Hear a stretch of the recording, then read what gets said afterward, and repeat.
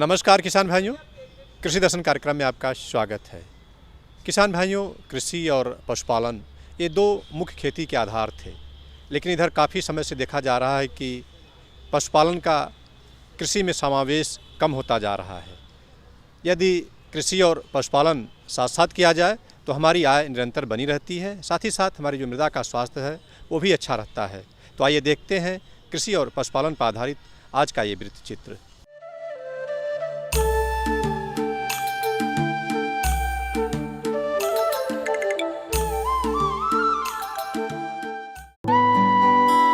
भारत में कृषि के साथ साथ पशुपालन का भी महत्वपूर्ण स्थान है।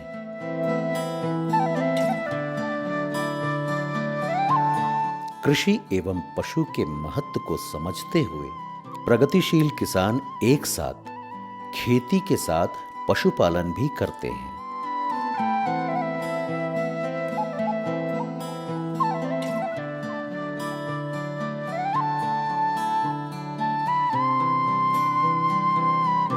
खेती के संग पशुपालन करना लाभप्रद होता है, क्योंकि कृषि के साथ पशुओं का सामंजस्य होता है।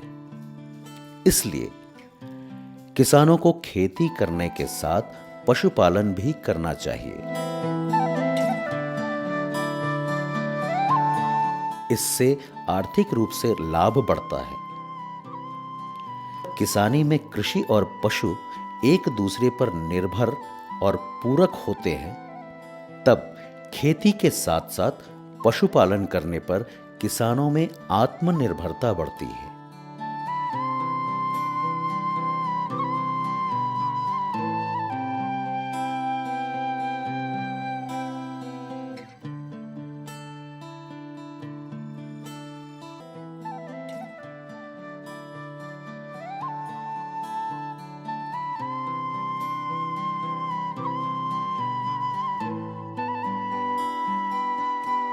सामान्यतः किसान अपनी भूमि पर खेती तो करते रहते हैं और खेती लाभ कम या ज्यादा लेते रहते हैं, पर वो थोड़े रकबे पर पशुपालन भी करें तो आर्थिक रूप से सुदृढ़ हो सकेंगे, आमदनी का क्षेत्र बढ़ेगा और सामाजिक स्तर ऊंचा उठेगा।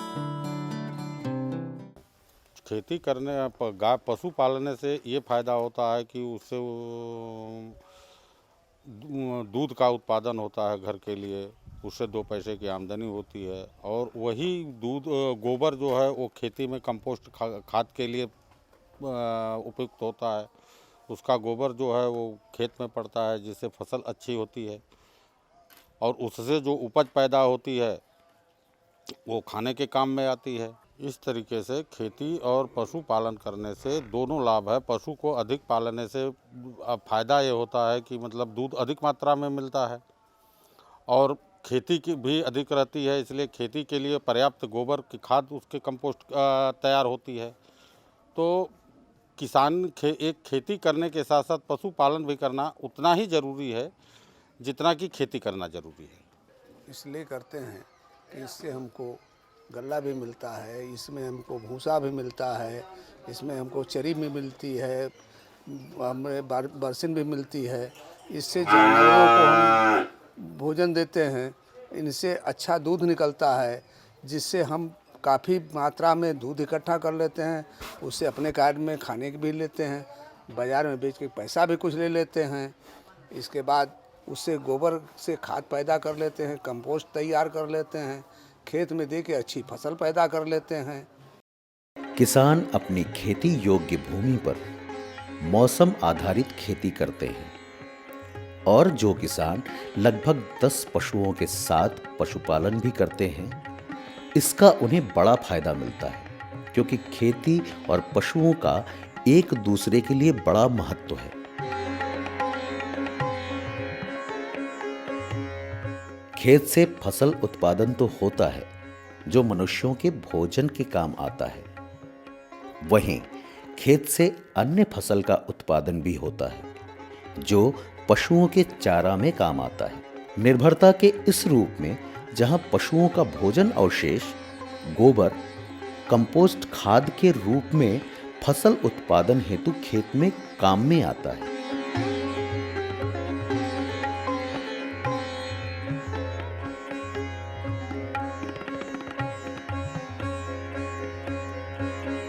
पशुपालन करते समय पशुओं की देखरेख करना बड़ा ही आवश्यक है, क्योंकि समय के अनुसार चारा पानी करने से, साफ सफाई रखने से पशु स्वस्थ रहते हैं। जब पशु स्वस्थ रहते हैं तब दुग्ध उत्पादन भी बढ़ जाता है।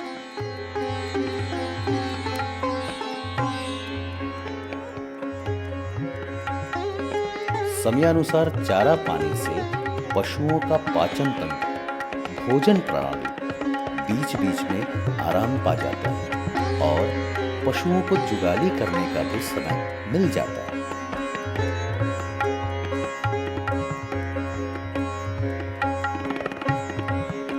पशुओं के दुग्ध उत्पादन को बढ़ाने हेतु चारा पोषक तत्व युक्त होना चाहिए, क्योंकि दुग्ध जितना अधिक होगा, आय भी उतनी अधिक होगी।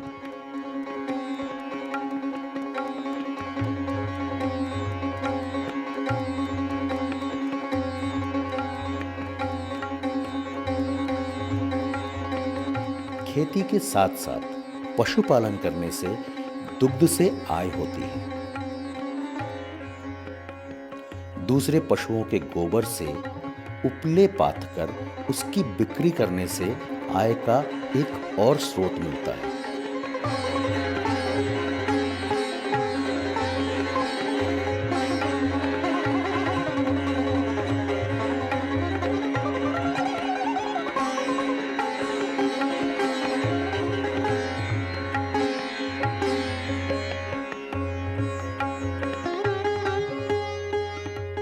आज कई ऐसे किसान हैं जो अपनी खेती योग्य भूमि पर खेती और आवास के आसपास बची भूमि पर पशुपालन भी कर रहे हैं।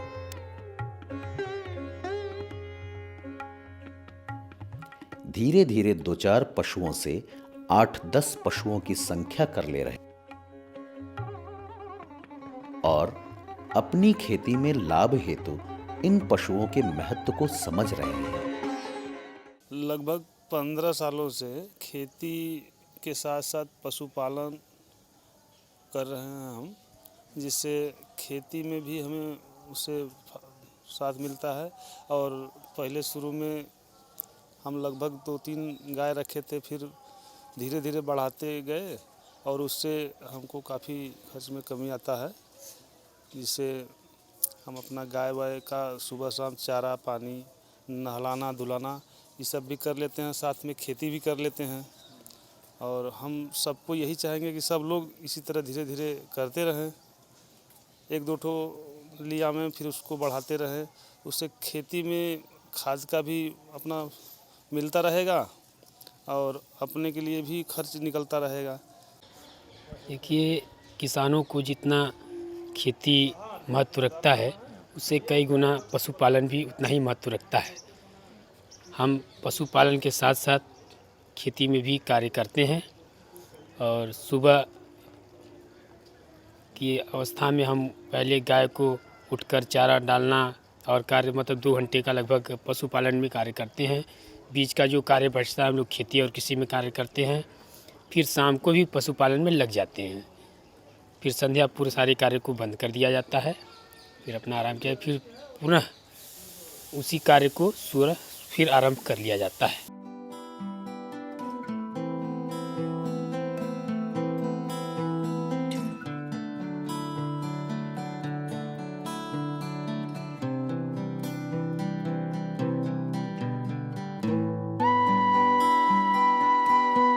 खेती और पशुपालन साथ साथ करने से खेत एवं पशुओं पर समय अवधि अधिक लगती है, परिश्रम भी अधिक लगता है। इसलिए परिवार के अन्य सदस्य भी इस कार्य में जुट जाते हैं। जवन भी मतलब रहला, जैसे गैया के कुछ बाकी बा कर लेके बाद कुछ काम बाकी बा तो कर लेला, गोबर उठा दे हिला ले जाके पात दिला, अपन सास बाटिन बूढ़ पुरनिया उनके साथ थोड़ा सा हेल्प कर लेला उनकर। और फिर ओकरे बाद में खेते में गोभी ओभी बोले हुअन तो गोभी बोले हुअन तो ओहू में जाके उनके साथे जौन रहला जैसे कूड़ा करकट पीला पत्ती कुछ गिरल रहला ओके भी बिनवा उनवा देहिला। गैया के गोबर जैसे चारा बा वो डाल उल देहिला। यही अपन जो गोबर रहला ओकर चिपरी बनाए के घोरी बनाए के अपन चूल्हा में जलाइला। जो बचला ओके जो लोग आवन खरीदे बदे के ओके बेच देहिला, उससे थोड़ा पैसा मिल जाला।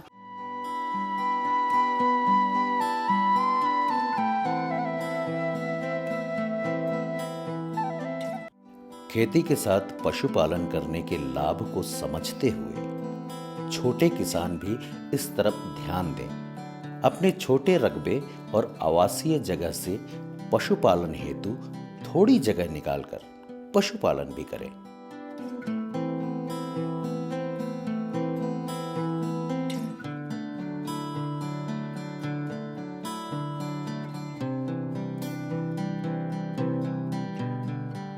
प्रगतिशील किसान आगे बढ़कर खेतों में नए संसाधनों को जुटाते हुए विभिन्न योजनाओं का लाभ लें और पशुपालन करें।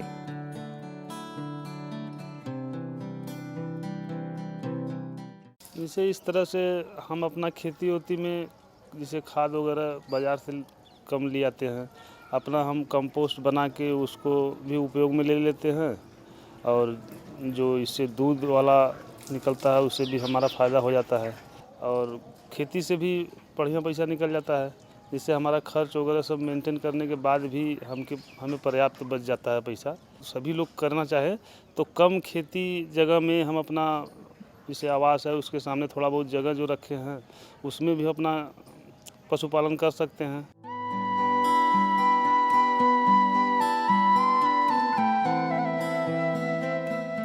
किसान भाई परिस्थितियों को अनुकूल बनाते हुए अपने पारंपरिक खेती को करते हुए साथ में पशुपालन भी करें, जिससे उनकी आमदनी के नए स्रोत खुल सके।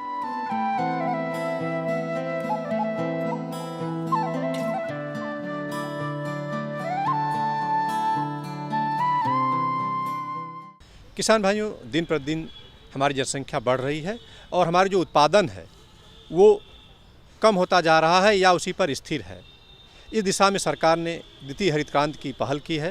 तो द्वितीय हरित क्रांति को किस तरह से सफल बनाया जाए, इस विषय में जानकारी दे रहे हैं काशी हिंदू विश्वविद्यालय कृषि विज्ञान संस्थान के कृषि विशेषज्ञ प्रोफेसर अरुण कुमार सिंह।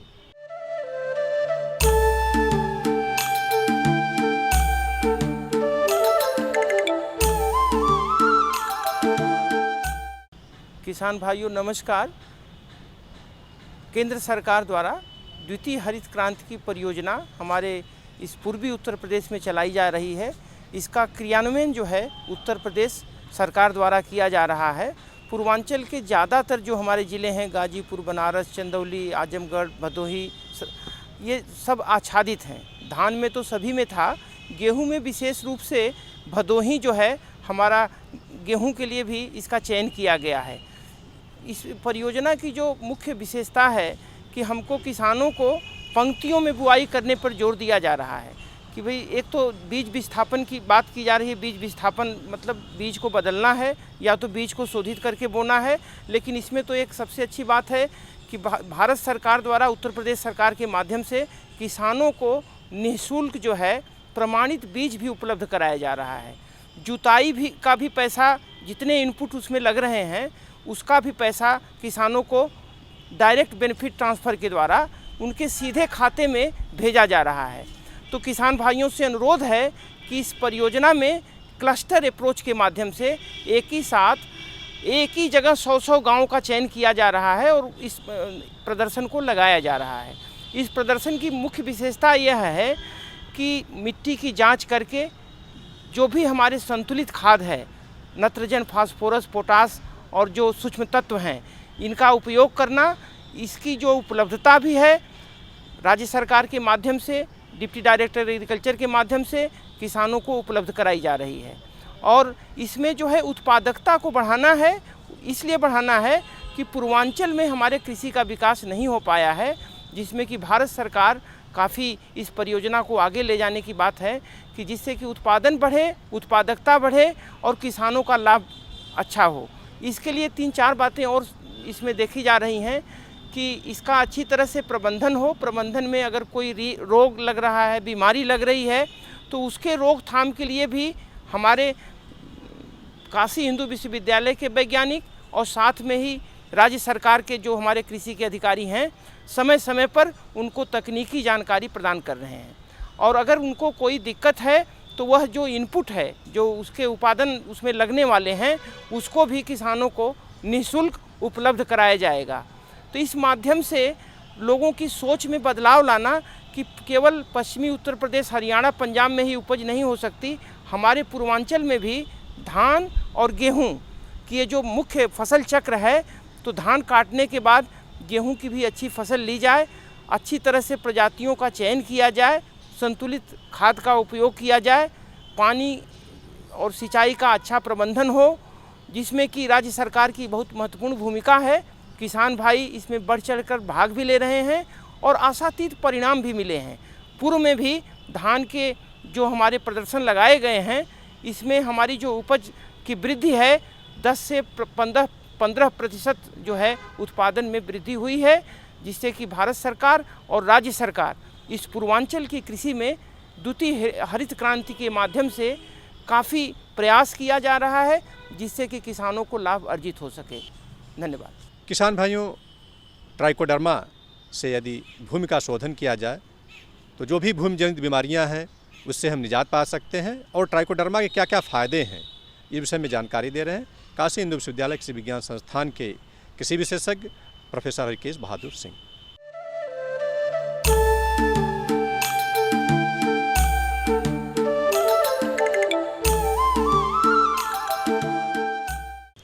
डॉक्टर साहब, आज का हमारा विषय है ट्राइकोडर्मा। सबसे पहले ये बताइए हमारे किसान भाइयों को कि ट्राइकोडर्मा है क्या?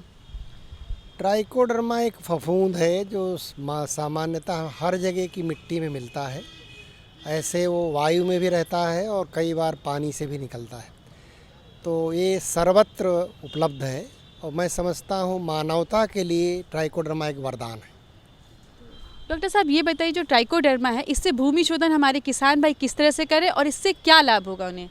देखिए, भूमि शोधन करने के लिए सबसे अच्छा तरीका है कि किसान भाई ट्राइकोडर्मा का जो अनुकल्प है उसको या तो काशी हिंदू विश्वविद्यालय से ले लें या कृषि विभाग उत्तर प्रदेश के तमाम शाखाएं हर ज़िले में उपलब्ध हैं, वहाँ से ट्राइकोडर्मा उपलब्ध हो, वहाँ से ले आएँ। और उनके पास यदि वर्मी कंपोस्ट खाद है या कंपोस्ट खाद है, 1 क्विंटल खाद पर लगभग 1 किलो ट्राइकोडर्मा पर जो है उसको छिड़क करके और छायादार जगह में रख दें और उसको लगभग 15 दिन तक उस पर पानी का छिड़काव करते रहें। और उसमें देखेंगे कि किसान भाई कि वो हरे रंग का ट्राइकोडर्मा वर्मी कंपोस्ट या कंपोस्ट के ऊपर उग गया है, उसको उठा करके 1 बीघे खेत में छिड़काव कर दें। 1 बीघे खेत के लिए 1 कुंटल पर्याप्त होगा। और अगर वो ऐसा करते हैं तो मैं समझता हूँ कि मिट्टी में पाए जाने वाले जो तरह तरह के फफूंद हैं, बैक्टीरिया हैं, विषाणु हैं, उनको समूल नष्ट कर देगा। और क्या लाभ हो सकता है इससे? ट्राइकोडर्मा से भूमि शोधन में सबसे बड़ा लाभ ये है कि बीजों का अंकुरण बहुत अच्छा होता है, पौधे स्वस्थ होते हैं, बलवान होते हैं, पौधे में किसी तरह के मृदा जनित रोग नहीं आते हैं। और सबसे जो उत्तम बात ये है कि जो ट्राइकोडर्मा उपचारित भूमि है उससे जो फसल का उत्पादन किया जाता है उसमें किसी तरह का पॉल्यूशन नहीं होता है, 0 पॉल्यूशन लेवल। उसके स्वाद में गुणात्मक वृद्धि हो जाती है। तो किसान भाई ये देखेंगे कि अगर इससे उत्पादन करते हैं तो उनकी फसल के जो उत्पाद हैं उसको अधिक दाम पे बेच भी पाएंगे, और स्वयं अगर खाते हैं तो ये भी अनुभव करेंगे कि उनकी फसलों में स्वाद में गुणात्मक वृद्धि हो गई। अच्छा डॉक्टर साहब, ये बताइए जो हमारे किसान भाई हैं वो कब कब ट्राइकोडर्मा से भूमि शोधन करना चाहिए उन्हें? सबसे पहले उचित समय तो है कोई भी फसल की बुआई के 10 दिन पहले यदि भूमि में ट्राइकोडर्मा का उपचार कर दें तो अति उत्तम है। यदि ऐसा नहीं कर पाते हैं, फसलें उग जाती हैं, तो भी हमारे पास ऐसा उपाय है कि ट्राइकोडर्मा का छिड़काव भी फसलों पर किया जाता है। उस छिड़काव के माध्यम से भी तमाम तरह के जो रोग हैं, कीड़े तक भी, वो भी ट्राइकोडर्मा से वो नियंत्रित हो जाते हैं। और समय समय पर वो 15 से 20 दिन के अंतर पर अगर छिड़काव करते रहें तो भी उससे उन्हें लाभ मिलेगा। डॉक्टर साहब, ट्राइकोडर्मा का प्रयोग हमारे किसान भाई किन किन फसलों पर कर सकते हैं और कितनी मात्रा लेनी चाहिए? देखिए, ट्राइकोडर्मा एक ऐसा फफूंद है जो किसी भी फसल पर इसका प्रयोग किया जा सकता है, लेकिन लंबी अवधि की फसलें हैं जैसे गन्ना है, इसके ऊपर इसका प्रभाव कम दिखाई देता है। लेकिन सब्जी वाली फसलें हैं, दलहनी फसलें हैं, तिलहनी फसलें हैं, इनमें इनके प्रयोग से जो लाभ बहुत अच्छी तरह दिखाई देता है। तो सबसे अच्छा होता है कि यदि कोई सब्जी का किसान है, अपनी सब्जियां लगाने जा रहा है, तो ट्राइकोडर्मा का प्रयोग करे तो उसे किसी भी तरह के कीटनाशकों के प्रयोग करने की आवश्यकता नहीं पड़ेगी। और जैसे मैंने बताया, धान्य फसलों पर, फलदार वृक्षों पर, सब्जियों पर, फूल वाली फसलों पर, हर फसलों पर ट्राइकोडर्मा का उपचार किया सकता है। और पूरी दुनिया से ऐसे प्रयोग हुए हैं और इस तरह का लाभ किसानों को मिला है कि ट्राइकोडर्मा से अब तक किसी भी फसल पर दुष्प्रभाव रिपोर्ट नहीं किया गया। तो ट्राइकोडर्मा एक ऐसा, मैंने बताया, कि ईश्वर द्वारा दिया हुआ मानवता के लिए वरदान है। जो भी किसान भाई अच्छी तरह से ट्राइकोडर्मा का प्रयोग करेंगे, उनकी फसलें स्वस्थ होंगी, सुरक्षित रहेंगी, उस पर बीमारियों का नियंत्रण हो जाएगा, उन पर कीटों का प्रकोप कम होगा और फसलों की वृद्धि भी बहुत अच्छी होगी। ट्राइकोडर्मा से भूमि शोधन किस तरह से करें हमारे किसान भाई, इस बारे में आपने इतनी सारी जानकारी दी, जिसके लिए आपका बहुत बहुत धन्यवाद। धन्यवाद। किसान भाइयों, इसी के साथ हमारा आज का एपिसोड यहीं संपन्न होता है। अगले एपिसोड में हम फिर मिलेंगे कुछ नई और महत्वपूर्ण जानकारियों के साथ। तब तक के लिए अनुमति दीजिए। नमस्कार।